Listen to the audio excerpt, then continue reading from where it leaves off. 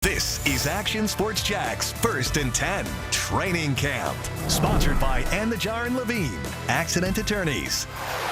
I mean, it's exciting. The emotions are high, and, we're looking forward to having a really good camp. Happy camping for the Jaguars. The most unique camp in the history of the team, perhaps, is underway in Jacksonville. Every night at camp, we will have 1st and 10 training camp editions, a 15-minute recap of the day. Hello and welcome, everybody. I'm Brent Martineau. We are closer to tomorrow's practice than what happened already today. Episcopal School of Jacksonville is the place to be. The 2022 host. While the new Performance Center is being built, the Jags did a nice job setting up camp. Looks like a pretty normal camp overall, but there are several adjustments. There's some, a few issues that come up with that. One, when you abide by the CBA and you got an 11-hour day and you got to factor in travel and all of that, a lot of research on it, a lot of study. We drove back and forth in the springtime just to see how far the drive was going to be. It's nice out here. It's different, change of scenery. The fields are great. The guys did a great job setting these up. You got a little time on the transport over here to get your mind right, get ready for practice. So I think that's great. All right, big story of the day. No player on the PUP list, physically unable to perform list. So that's a nice thing for the Jags. Here's some bad news on the injury front. Rookie Devin Lloyd has a hamstring injury. That will slow him early in camp. Not significant, though. Another QB in the room with Trevor, CJ, and Jake. His name is Kyle Sloter.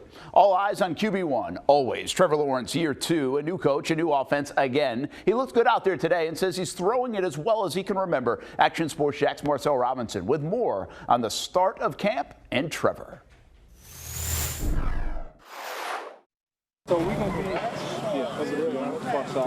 The boys are back on the field for their first training camp practice. It's been a while since the Jaguars were all together on the same field. So after some time away, the first step is to get reacclimated. Much like OTAs, where there's not a lot of physical contact, but it's sort of an acclimation of getting back out here on the practice field and running around. The field work is great, and that's important, but I think just more bonding, getting to know each other, hanging out, building that camaraderie before you start the season is really important. This isn't the first time that these guys have gotten together on the field. Although the summer is all about vacationing and getting away from football and recharging, some of these guys took those vacations and turned them into part-time business trips.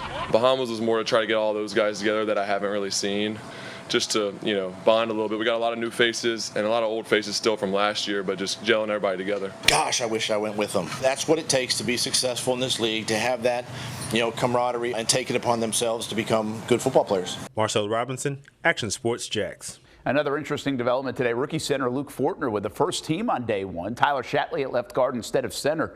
Shatley took most of the spring reps at center. And so what does all that mean for Ben Barch? We'll see as the camp progresses. Good news on the running backs. The latest on James Robinson's status on the way as he works his way back to the field.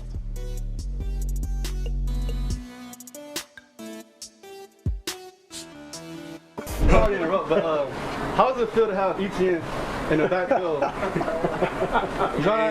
drying his gloves with your towel again. I didn't miss that. I'm going to have to wear an extra towel because he's always taking my towel. But hey, a little fun with the former Clemson teammates today. Trevor means it. It's good to have Travis in the backfield again, playing running back instead of reporter. Welcome back to 1st and 10 training camp. I'm Brent Martineau. Travis Etienne, a Liz Frank injury last August, cost him his rookie season. James Robinson in December, a torn Achilles, set him up for a rehabbing offseason. The good news, Travis is full go, back to 100%. And James Robinson appears to be ahead of schedule coming off that tough injury. If both guys are healthy, the Jets could have a heck of a 1-2 punch in the backfield.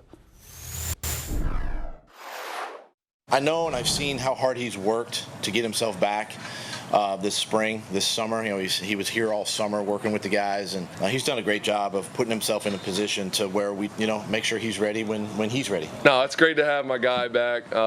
Been together for a while. Missed him last year. Just excited to have him back. He's going to add a very explosive element to our offense. He's going to help us a lot, and just getting back to some winning around here. So we're excited. Robinson's still a bit limited for the early portion of camp, but will ramp it up soon. ETN ready to go. The LA Rams celebrating that Super Bowl championship over the weekend with their ring ceremony. Teams celebrate in style. Now, local guy Johnny Wolford got one of those, and another local guy now in the Jags, Darious Williams, out of Creekside, he got one too. I want to talk football, but I want to talk rings first. Did you go out to LA for that? Absolutely. It was amazing. I mean, I looked at it and I couldn't even believe it. Like, it was beautiful. More than anything, it was just accomplishment from that season, and then seeing a reward from it was really nice to see. It's an instant respect factor in a locker room too. You knew it for guys that probably you've played with over the years that had won one, right? So do you feel that from this group yet? Yeah, I do, but I still want to remain humble and just kind of push those guys and not, tell them like it's all about a ring, like look, I got a ring, but more so just like this is what we can all accomplish. Like it's not just the Rams that can only do it. It's not just, Kansas City that can only do it. Like, we can all do it. I think the biggest thing is our team is already buying in, and we already got the right mindset to go out and kind of just be better than, I guess, what they were last year, whatever it is. But, of course, all that is just buying in. We're just taking it one day at a time. We got good coaches here now, led by Coach Peterson, our DC. So, I mean, we're in the right spot. We're in a good spot. You guys have a good group here. Right. I mean, do you feel that? Do you feel it's a strength of your defense? Right, absolutely. And I think over there it was like those are like my brothers over there. So I'm close with those guys, still in chats with them. That's probably never going to end. And I think all we got to do is bring that here. So, I mean, I think family and unity is going to take us way more than just talent. How about that nickel spot? That's where you see yourself. I think that's where you kind of look like you're going to pencil in. Is that okay? How different is that from where you've been? Yeah, I mean, I'm playing my role. I mean, obviously, I could play both outside and inside, but we got two good corners on the outside here, so if that's where they feel like they need me here, then that's what I'm down to do. You're going to catch a Creekside night game if you can sometime? Oh, yeah, for sure. Oh, yeah.